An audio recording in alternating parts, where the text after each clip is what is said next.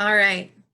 So to begin our message this morning, I'm going to lead us in a quick exercise and meditation. I want to get us warmed up and ready to laugh.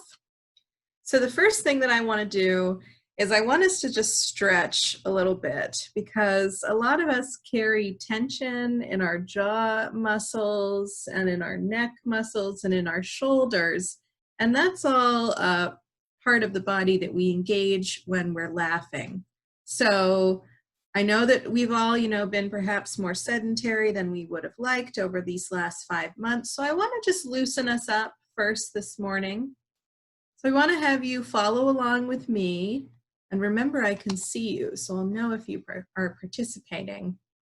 And I want you to just give your neck a good roll around. Do a couple good neck rolls. 3 is always good. My hair is getting in the way. There you go. Then you want to go in the other direction.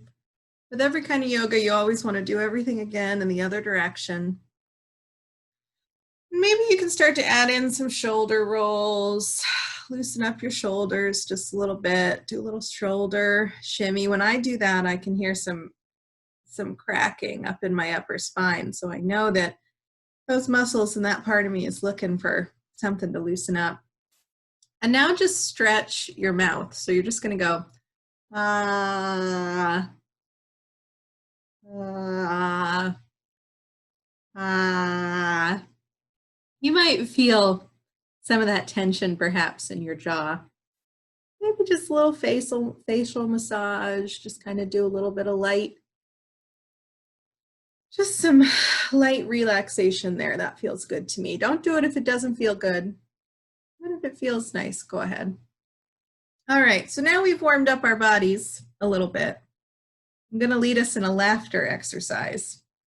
So I was trolling the interwebs looking for laughter exercises, and I want to make a recommendation to all of you. So I went, of course, down the rabbit hole of laughter and laughter yoga exercises, and the only one I found that I really liked was a woman who works from joyfulbeing.com, and she leads laughter exercises. And one, joyfulbeing.com. So if you want to look at her website after this, she has some free programming and some things that you can pay for about laughter and joy exercises. One of the things that I've been reading a lot about this week is the benefits of laughter. Laughter has all sorts of physical benefits. It can lower your blood pressure. It can give you, waves of dopamine to your brain, and it uplifts you. There's all sorts of health benefits to laughing. And our bodies are so funny because our body does not recognize the difference between a genuine laugh and a fake laugh. So even if you're just pretending to laugh, you get the same physical benefits than if you had laughed truly from a joke. So I'm going to lead us in an exercise. The first thing that I want us to do is I want us to do a silent laugh. So we're all going to take a deep breath. It's going to look like this.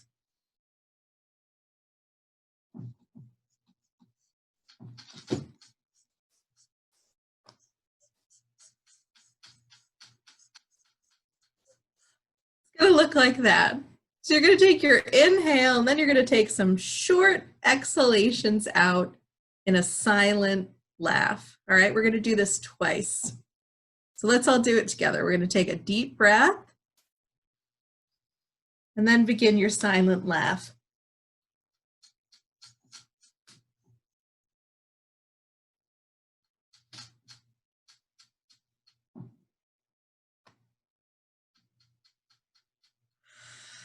Ooh, all right, how does that feel? My face is a little red. I can feel my blood circulating. Feel myself getting warmed up. All right, let's do that one more time. I'm gonna take a deep breath in.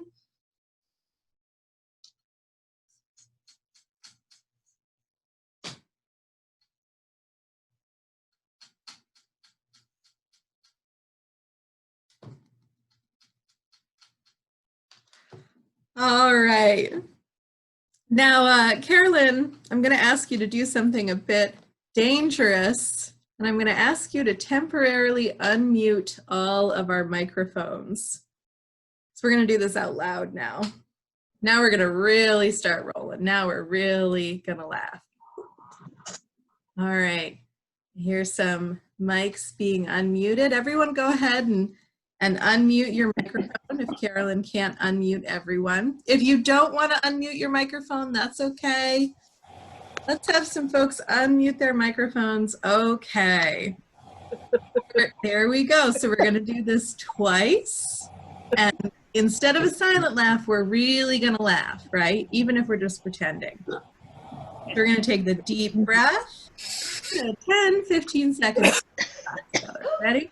People are already laughing.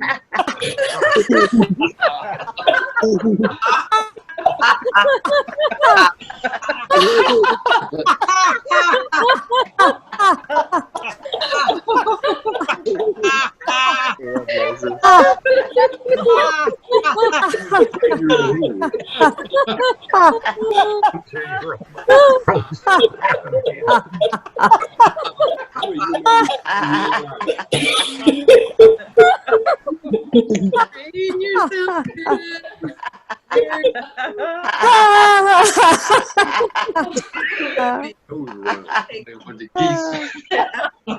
And we're going to do this one more time, all right? Breath in.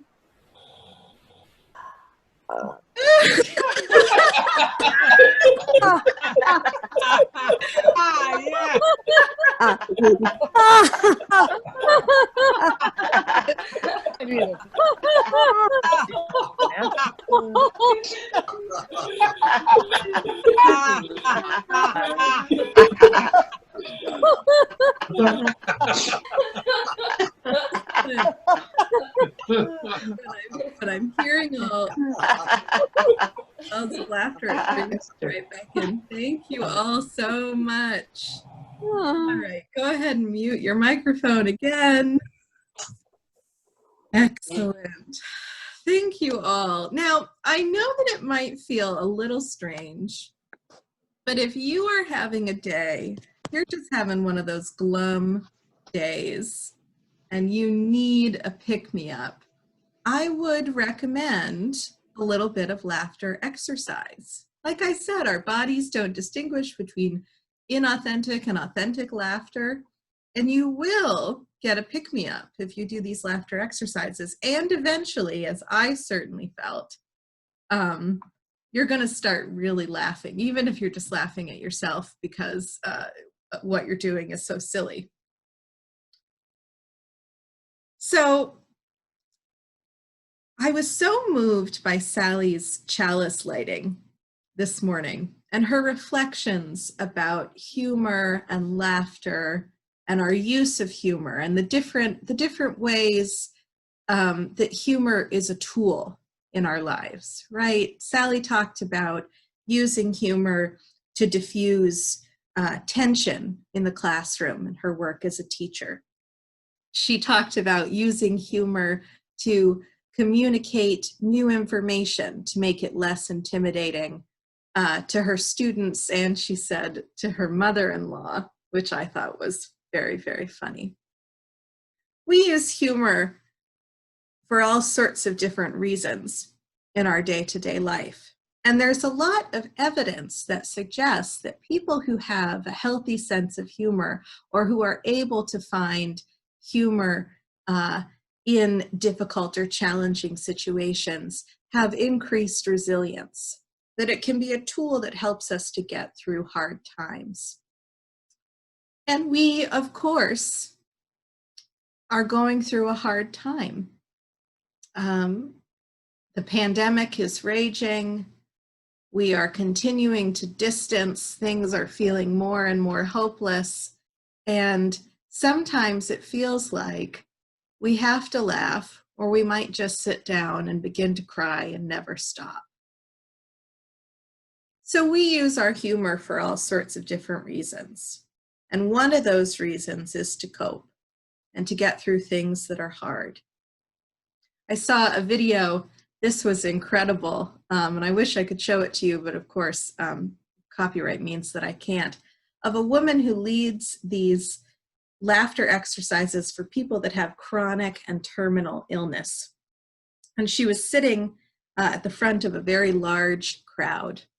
And she introduced herself, and she said her name, and then she said, "I was diagnosed with Parkinson's disease 15 years ago."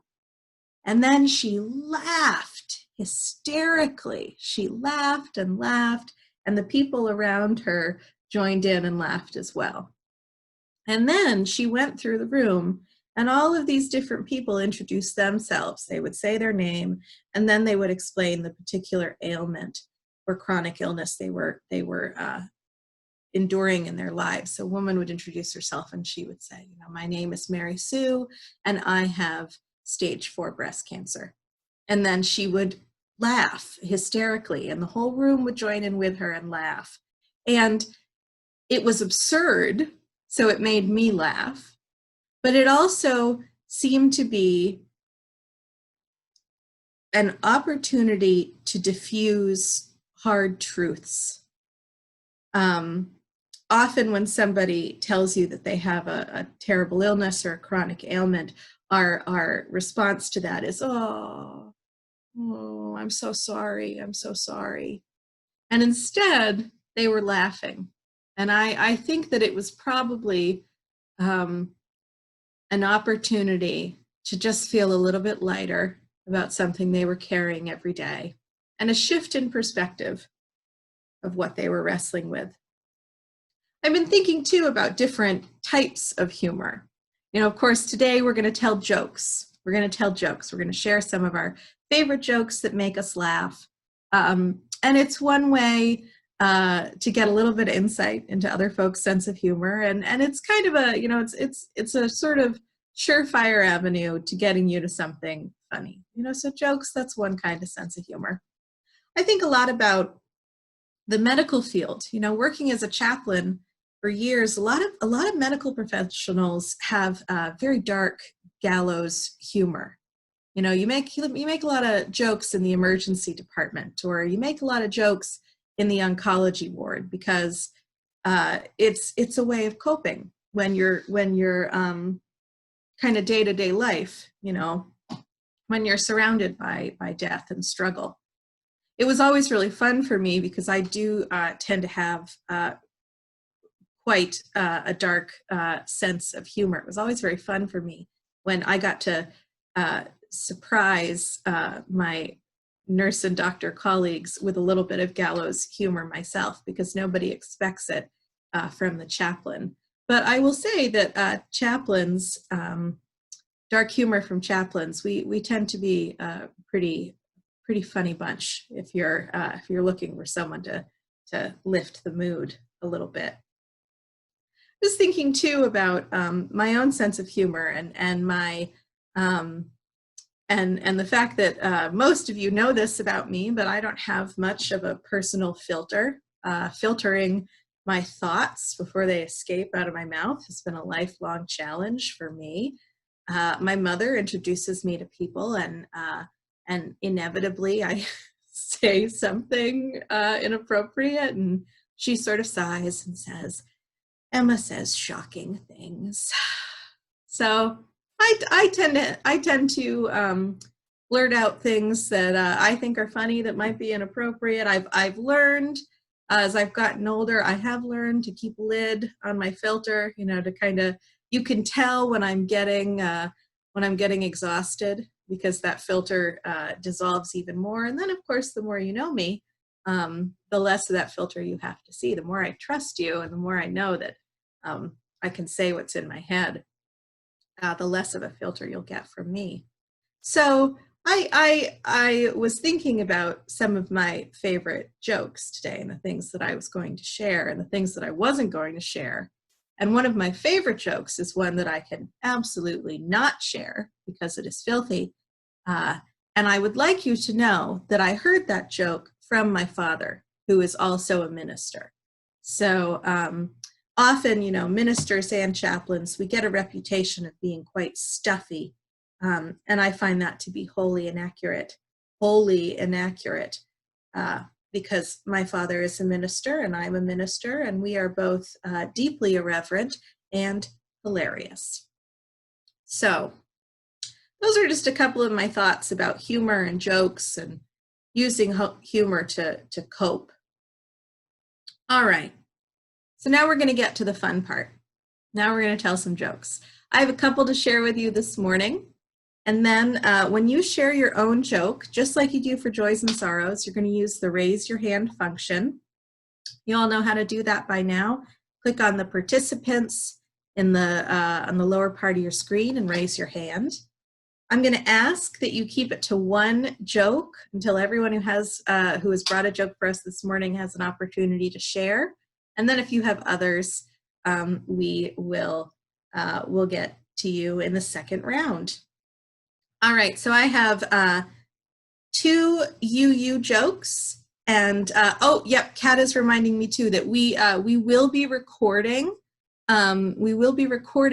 Your jokes. So if you are not comfortable with making a cameo appearance on our recorded sermons that go on social media, you might want to sit this one out. But just be aware that you are being recorded, and these things will be shared with a wider audience.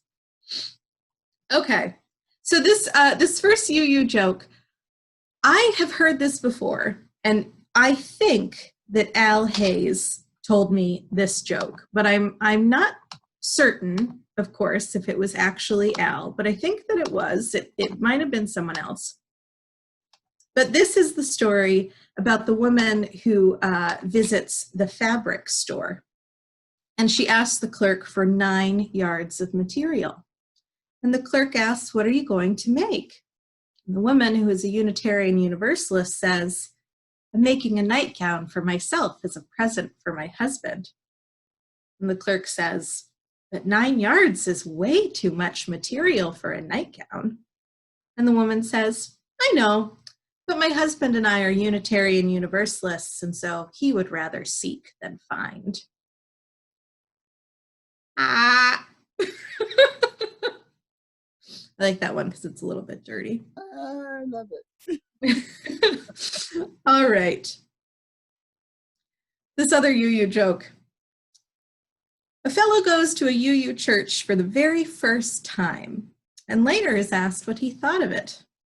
"Darndest church I ever went to," he replies.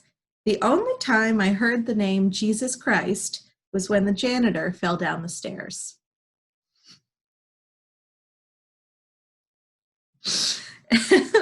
And my third joke this morning is an old favorite of mine.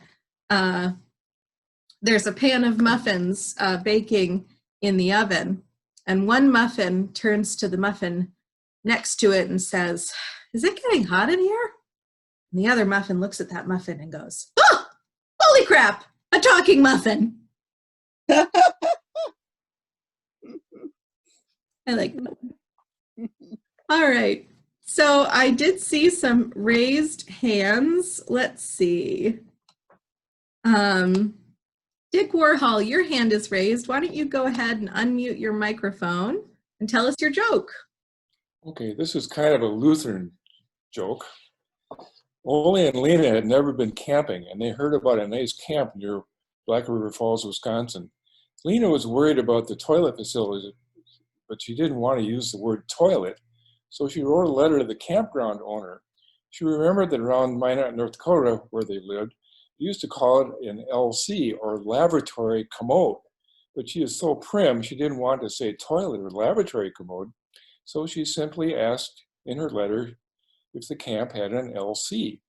The campground owner read Lena's letter and was puzzled about the initials LC. He finally decided it meant Lutheran Church. So he wrote back to Lena the following letter. "I'm happy to inform you there is a local LC located 9 miles north of the camp." Sometimes that laughs so hard I can't finish this. "I realize this is kind of far if you're used to going regular. It is really a nice one. It seats 250 people. The last time my wife and I went was 6 years ago. It was so crowded we had to wait 20 minutes to be seated. Some people like it so much they bring their lunch and make a day of it. there's going to be a fundraiser dinner at the basement of the LC, and I'm going to use the money to buy more seats. It pains me I can't go more often than I know I should, but it gets more difficult when you get older, especially in the winter. So you come down and stay at our camp, and maybe we can go with you the first time to the LC and sit with you. And I'll introduce you to all the nice folks around here, because after all, this is a very friendly community. So Thank you, Dick. talk Good about misunderstanding. humor. Oh, love it, love it, love it. Lee Zeitz, why don't you go ahead and unmute yourself and share your joke? Are these just you jokes? Oh no. I was just thinking about the other day. Do you hear about the two snowmen standing out in the field? One turns the other. One turns the other and he says, "Do you smell carrots?"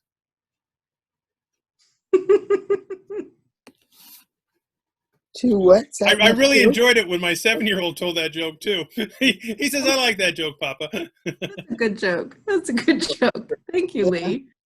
Steve or Jerry, go ahead and unmute yourself and share your joke. Well, I have the joke. It's one that I found several years ago, and I have wanted to use it as newsletter filler for a long time. But I tried to be a conscientious editor for that newsletter, and I'm always afraid that I might offend a Christian reader. So I am glad to have the time this morning to read this joke and get this off my wanting to share this. And now I will never put it in the newsletter because I can share it with you. Okay, so St. Peter asked Jesus to watch the pearly gates for him. Jesus agreed. And in a few minutes, he saw an old man approach. He walked very slowly, had a halting gait, and long white hair and beard. "How did you spend your life on earth, my son?" asked Jesus. "I was a simple carpenter for 60 years, replied the old man. "And what do you hope to find here in heaven?" asked Jesus. "I hope to find my son," said the man. "Well, there are millions upon millions of people here. How will you find him?" "Oh, I'll recognize him by the nail holes in his hands and feet," stated the old man. Jesus did a double take, thought for a moment, and said, "Father?" The old man looked at Jesus and said, "Pinocchio?" That's great. Thank you, Jerry. Karen, go ahead and unmute yourself and share. Okay. Some of my favorite jokes are things that my daughter Hannah said when she was little, and she did not intend them to be jokes, but they were extremely funny. One time Hannah and Leo were playing outside and their shoes were very muddy, and I told them to take off their shoes before they went into the house. And Hannah said, "Why?" And I said, "Because your shoes are your shoes are dirty and you'll get the house all dirty." And she said, "But Mom, the house is already dirty." Oh. Kids really tell it like it is, right to the gut. Thank you, Karen. Ruth Walker, go ahead and unmute yourself and share your joke. But there's a lot of them, but I'm thinking the ones that pop up out of nowhere are lots of times the funniest. And like around 1960, when I was first married, and we still lived in Iowa, and Dick and I would go up to the folks, to my parents' farm, and the greater family, well, it was like the grown-up family and stuff, were there for Sunday dinner, and we're standing in the kitchen. And it was at a time there were a lot of religious jokes going around. I mean, people had heard about, in heaven, that the people on this cloud, were saying, "Well, don't be too loud." The Protestants over here, the Catholics over there don't know we're here and stuff. That this was kind of in the air. And my husband was into being yourself and, investigating Rosicrucians and, some of this other stuff. And and whatever. And of course, my family knew it, and I thought, well, whatever, right? I said, hey, everybody's young and learning. But anyway, we got up there, and my oldest brother was, telling a joke, right? And he said, well, these people were coming into heaven, and it was too crowded. So St. Peter is filtering people because it's overcrowded. And, the lawyer came. Now we've got enough lawyers. Go to the other place. And all these other professions. Well, no, we've got too many of you. And hey, then the psychiatrists come, and they say, oh, hey, that's just who we're looking for. God up here thinks he's Dick Walker.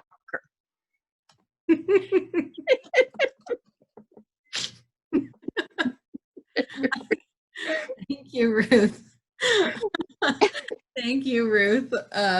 I like the joke you referenced also, and I've heard it told with different denominations, but a man comes to heaven and St. Peter says, welcome, sir, what religion are you? And he says, well, I'm a Christian Methodist. And St. Peter says, oh, follow me this way, I'll give you a tour. And as they're walking down this long hallway with lots and lots of doors, he says, well, the Buddhists are through that door, and the Lutherans are through that door, and we're coming up on the Catholics, and be very quiet because they think they're the only ones here.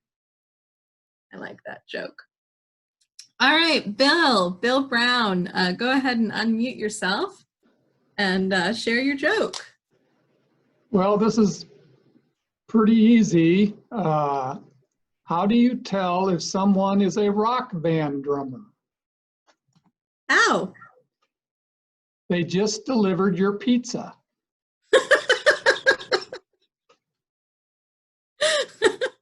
That's great.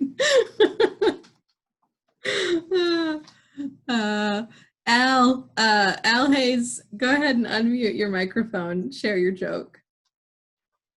Okay, there was once a football player, big, strong guy, and he had a beautiful wife, but he was very suspicious. He always thought she was cheating on him. So he decides to come home and surprise her one day to see if this is happening. So he walks in the door and she says, oh, hello, dear, how are you? And acting very innocent. Then he looks out the window and he sees a guy running across the parking lot putting his coat on.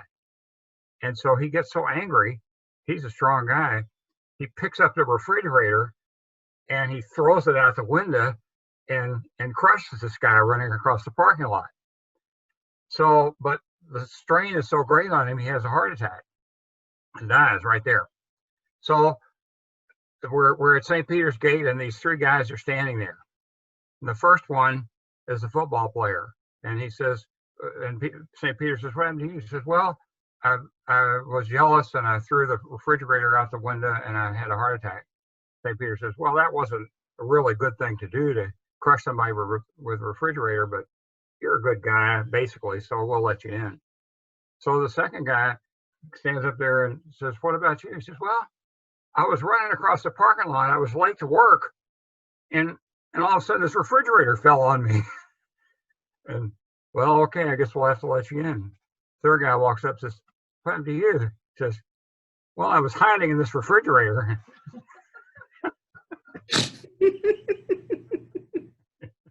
I thought maybe that was where you were going.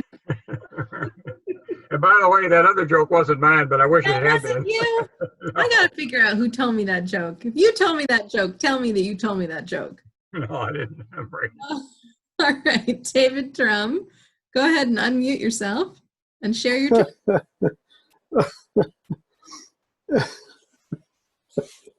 I'm sorry. I'm looking at these questions and responses from old Hollywood Squares shows, and I can't pick one. So Peter Marshall asks, if you're going to make a parachute jump, at least how high should you be? And Charlie Weaver replies, 3 days of steady drinking should do it. Oh, that's a good one. I like those video clips of like stupidest game show answers. Those are always good for a laugh. Al Brown, I heard you have some jokes on deck. Unmute yourself and tell us your joke. Okay, Well, yeah, a guy asked his waitress, "How do you prepare your chickens?" And she says, "Well, we just tell them straight out, you're going to die."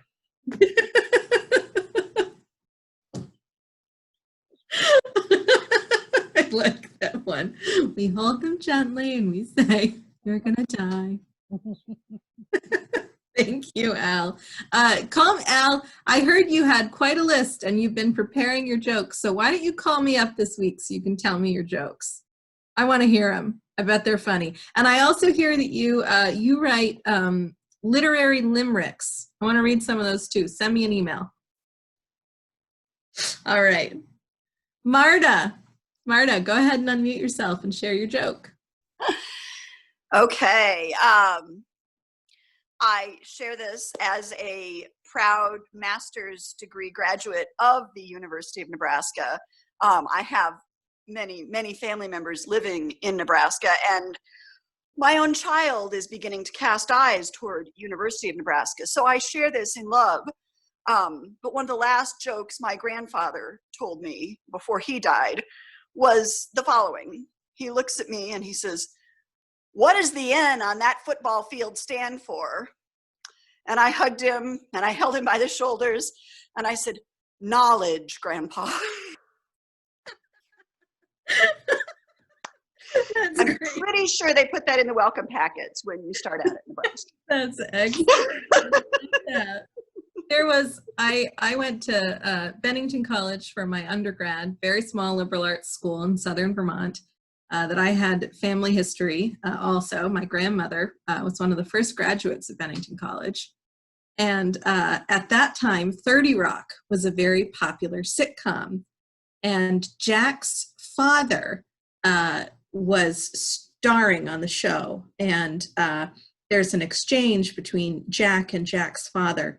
And Jack says something to insult his father. And his father says, how dare you say that to me? I'm an educated man. I am a professor at Bennington College. And Jack says, "Bennington? You mean for kids who can't get into Middlebury?" And I was one of those kids who could not get into Middlebury and wound up at Bennington.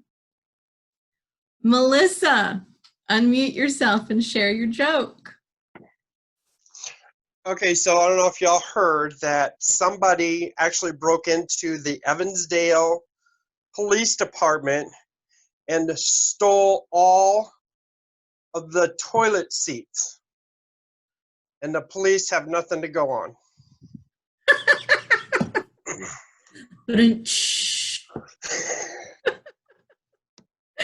Thank you, Melissa. Oh, no shade to Evansdale, I'm sure. Mike Knapp, go ahead and unmute yourself. Okay, what's the difference between an onion and the bagpipes? Oh gosh, what's the difference? No one cries when you cut up bagpipes. Yeah. Thank you. All right, Carla, I think you are going to be our last this morning. I'm looking at the time, y'all. I see new hands have been raised. It's 11:05. We've got a few more things, so I am gonna.